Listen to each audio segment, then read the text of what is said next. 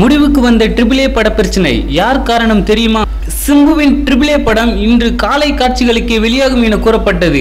ஆனால் சில பிரச்சனைகளால் படம் இங்கு வெளியாகவில்லை. இதனால் ரசிகர்களும் அடுத்த காட்சிக்காவது படத்தை பார்த்துவிட வேண்டும் என்று ஆவலாக காத்துக் கொண்டிருக்கின்றனர். இந்த நிலையில் ரிலீஸ் பிரச்சனையில் இருக்கும் படத்தை ரிலீஸ் செய்ய சிம்புவே முன்வந்து பிரச்சனையை முடித்து வைத்திருப்பதாக செய்திகள் கூறுகின்றன. தற்போது படமும் எந்த பிரச்சனையும் இல்லாமல் ரிலீஸ் ஆகிவிட்டதாக இயக்குனர் ஆதிக் தன்னுடைய ட்விட்டர் பக்கத்தில் கூறியுள்ளார். இந்த வீடியோ பிடித்திருந்தால் லைக் பண்ணுங்க. ட்ரிபிள் ஏ படத்தை பற்றி உங்களின் கருத்துக்களை கமெண்ட் பண்ணுங்க. மறக்காம சினிமா நியூஸ் அப்டேட்டை சப்ஸ்கிரைப் பண்ணுங்க.